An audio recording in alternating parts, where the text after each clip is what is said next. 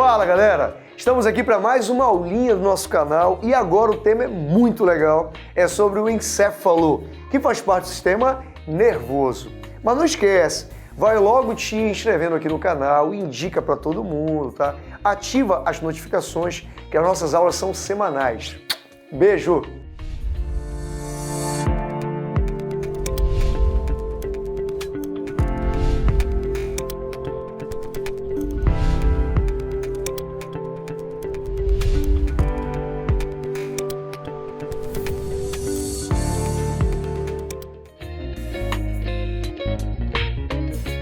Fala, filhote! Bom, essa é uma aulinha nossa para sistema nervoso.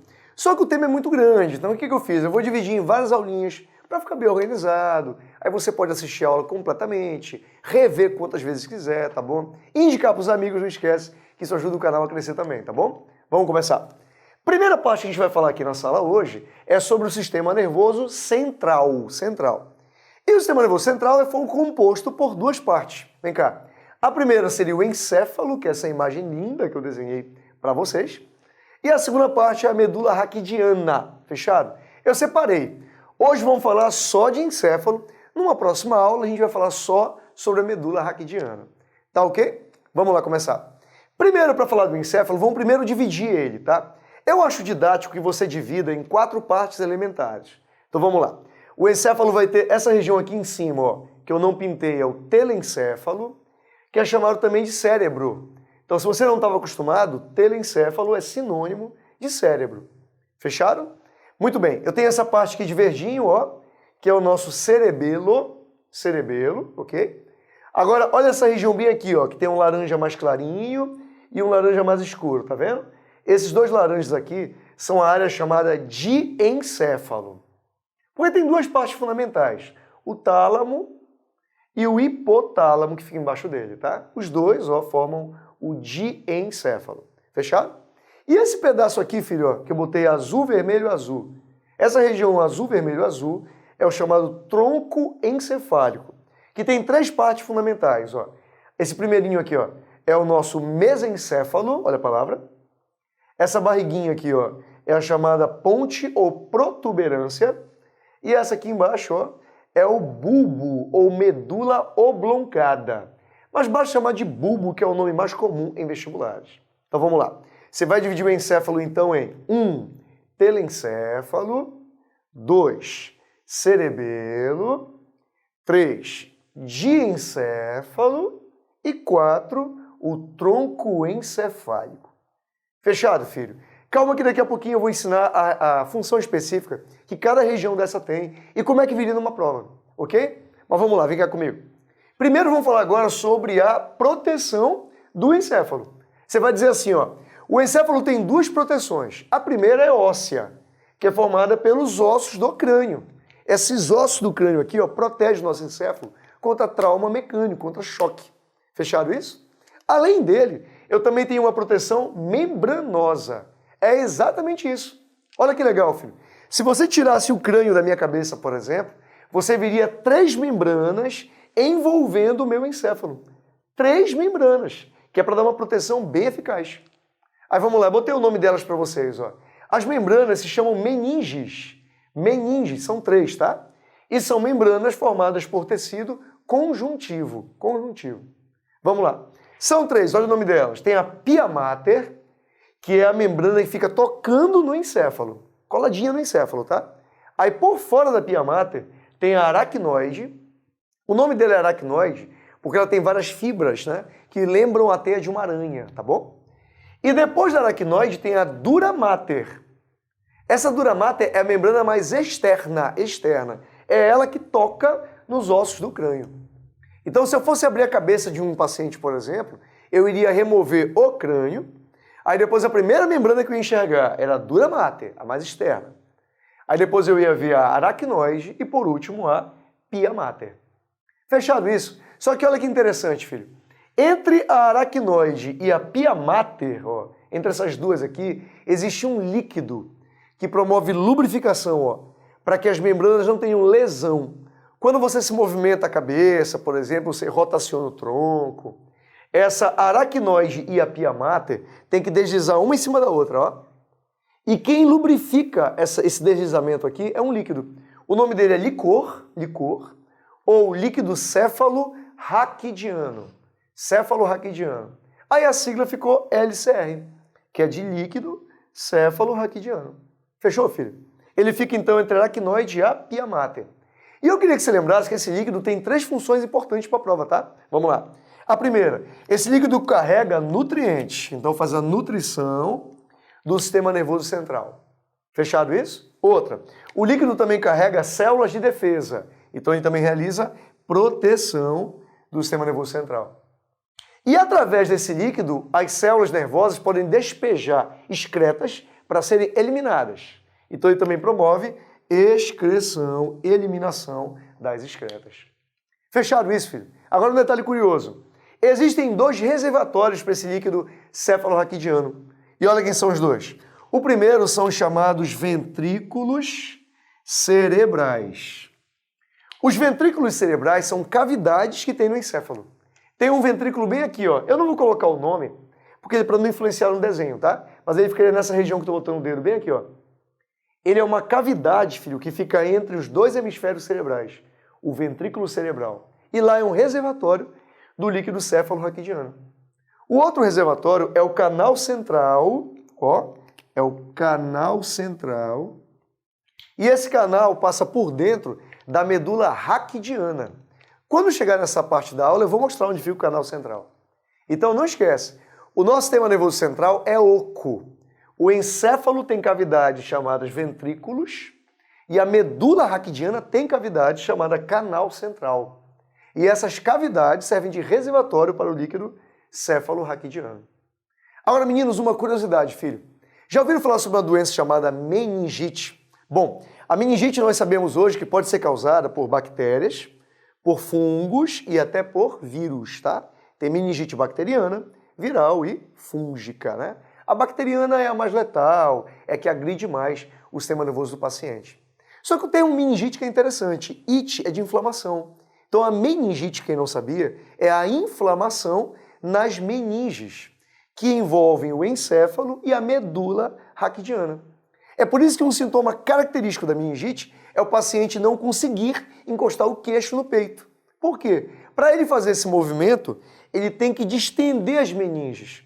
Como elas estão inflamadas, vai causar o quê? Dor. Muito bem, gente. Agora vamos pegar as áreas do encéfalo e dividir, né? Ver como é que cai numa prova, ver os detalhes legais. Vem cá comigo. Primeiro de tudo, vamos falar sobre o cérebro, que é isso aqui, ó.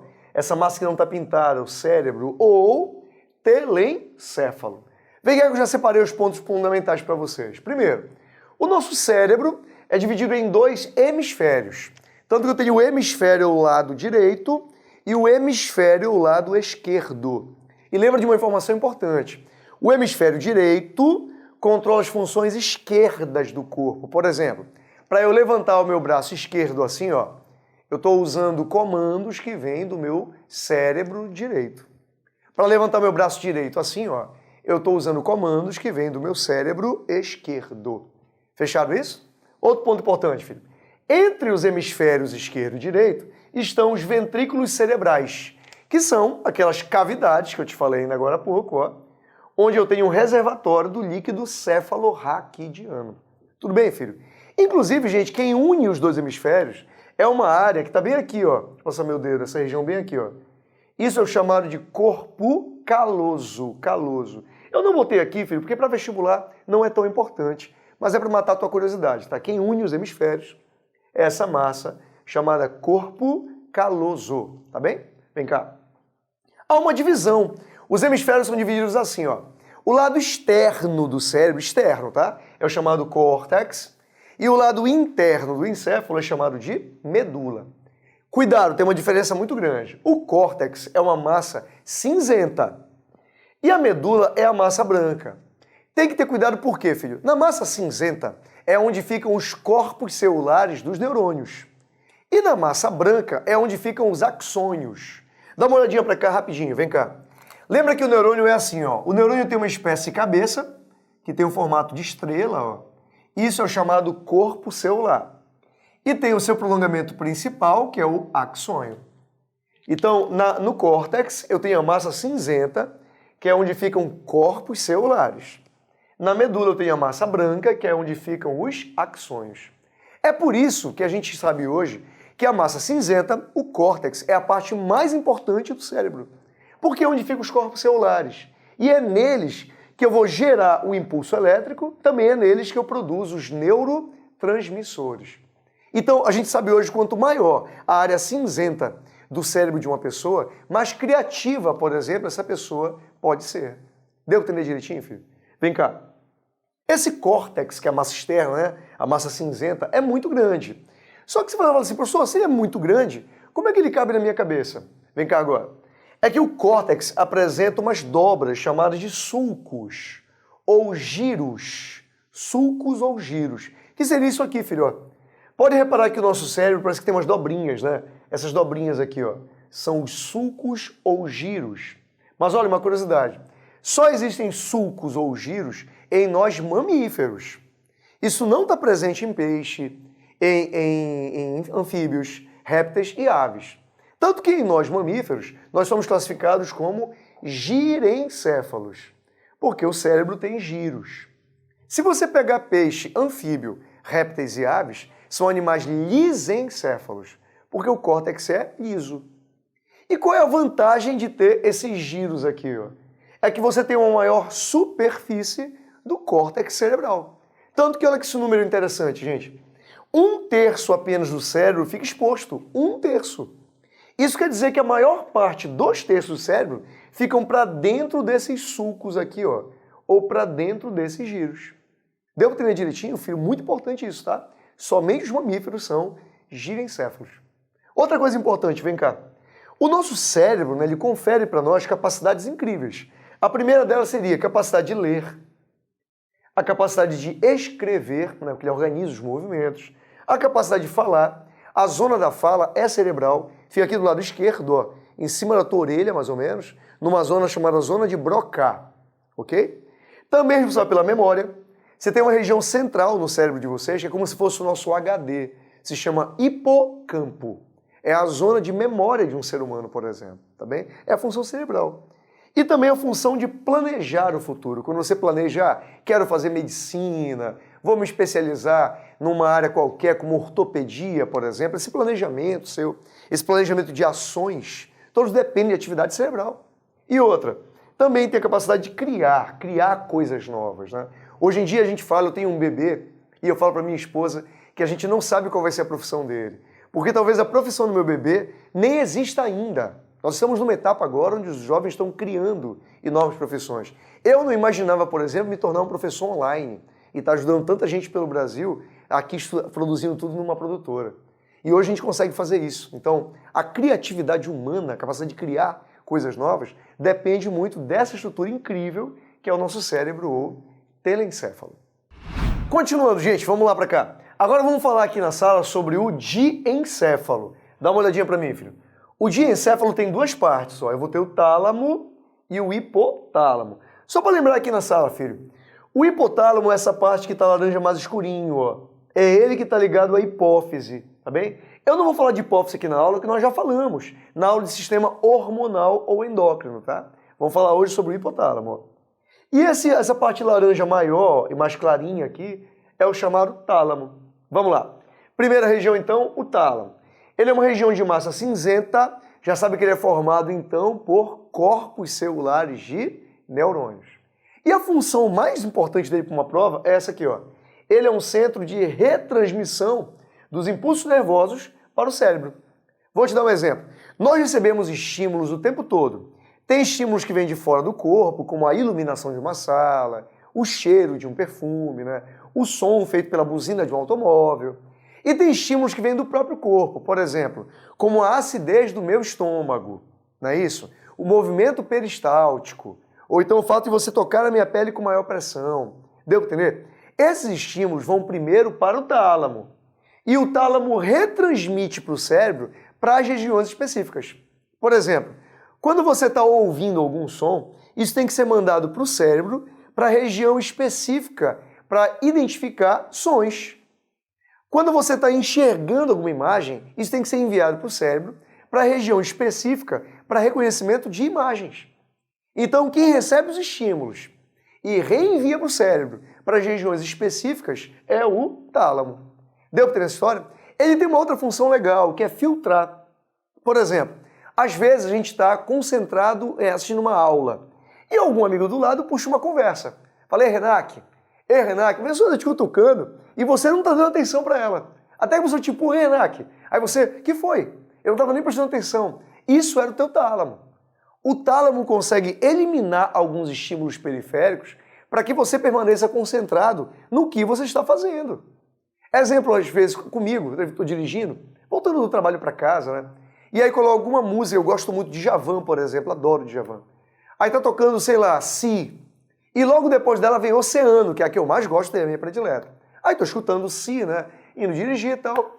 E aí quando eu vejo, passou a música Oceano. E eu nem escutei. Mano, tocou tão alto, tava no carro, só eu no carro. Por que eu não ouvi aquela música? Porque o tálamo cortou aquele estímulo para me manter concentrado na direção ou em alguma outra coisa que eu estava divagando, que eu estava pensando naquele momento. Fantástico, né? A função do tálamo é incrível. Agora, uma observação, gente. O tálamo não filtra um estímulo, que é o do olfato. Então, os estímulos olfativos, os odores, os cheiros, eles passam direto para o cérebro. Eles não passam pelo crivo, pela filtração do tálamo. Fecharam? Aí eu botei aqui, ó.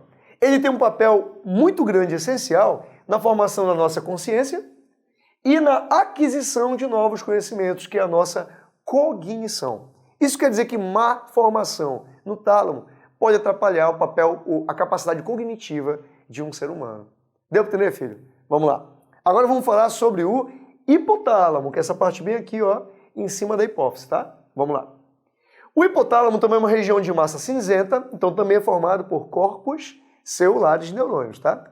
E ele tem um papel muito importante, filho. Ele é um dos principais responsáveis pela nossa homeostase.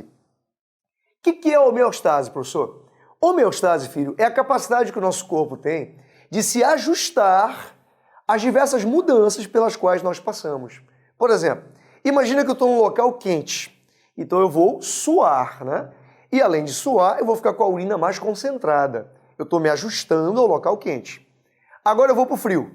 Se eu vou para o frio, eu vou suar menos e por isso a minha urina pode ficar mais diluída.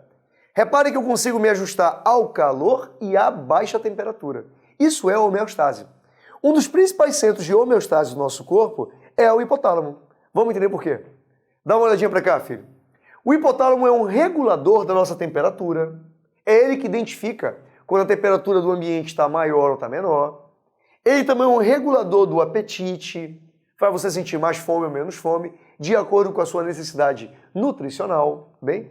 Ele também controla o balanço de água no organismo. Então, ele vai fazer você sentir mais sede ou menos sede, urinar mais ou urinar menos, por exemplo, suar mais, suar menos. Deu para entender? Tem mais ainda. Ele também é um dos centros das emoções. As emoções têm muitos centros no nosso encéfalo. Um deles é o do hipotálamo. Ele está relacionado com o amor, está relacionado com o prazer, está relacionado com a raiva. Né? Outra coisa curiosa, o hipotálamo é quem promove a ligação entre o sistema nervoso e o endócrino. Por quê? Vamos lembrar, vem cá comigo. É que o hipotálamo controla as funções da hipófise, que é uma glândula mestra no sistema endócrino. Vamos lembrar de um detalhe lá do sistema hormonal. O hipotálamo comanda a hipófise. E é a hipófise que comanda a função da tireoide, que fica no pescoço. A hipófise comanda a função das suprarrenais, que ficam em cima dos rins. E a hipófise comanda também as gônadas, que é o testículo dos homens e o ovário das mulheres. Então, o hipotálamo promove uma integração entre o sistema nervoso e o sistema hormonal. Bora, galera, vamos lá. Agora vamos falar sobre as áreas que compõem o tronco encefálico, que é aqui, ó, vai ser o mesencéfalo, a ponte e o bulbo. Vamos lá começar, vamos lá. Dá uma olhadinha. Primeiro eu coloquei o bulbo, que é essa região bem aqui, tá? É aqui, ó, esse pedacinho do encéfalo, ok? Vamos lá. Primeiro, o bulbo, gente, é responsável por duas funções incríveis. A primeira, ele controla a nossa respiração. E olha, é sempre bom lembrar que o bulbo controla a nossa respiração através da quantidade de gás carbônico no sangue. Vamos lembrar junto. Se eu tiver mais gás carbônico no sangue, o sangue fica mais ácido. Aí o bulbo acelera a respiração. Se eu tiver menos gás carbônico no sangue, o sangue fica mais básico. Aí o bulbo desacelera a respiração. Fica de olho. Volta aqui comigo. O bulbo também controla o nosso ritmo cardíaco. É ele que faz o batimento cardíaco acelerar ou desacelerar de acordo com a nossa necessidade. Mas tem mais uma coisa interessante, filho. O bulbo também controla alguns reflexos. E isso é legal. Reflexos são movimentos involuntários. Aí eu quero que você diga assim, ó. Tem reflexos que são controlados pela medula raquidiana. E tem reflexos que são controlados pelo bulbo. Fecharam? Tem que reconhecer numa prova. Então vamos lá. Reflexos do bulbo. O primeiro é a deglutição, que seria o ato de engolir. O segundo seria o reflexo do vômito. O terceiro, o reflexo de tossir, ó, a tosse, né? E o quarto seria o reflexo de piscar os olhos. Então, deglutição, vômito, tosse, piscar os olhos são movimentos involuntários, são reflexos coordenados por quem? Pelo bulbo. Agora vem cá comigo. Essa barriguinha bem aqui, filho, ó, chama de ponte ou protuberância, porque é grandinho, ó. E por que ponte? Porque olha o que ele faz. A ponte serve de passagem de impulsos nervosos para o cérebro.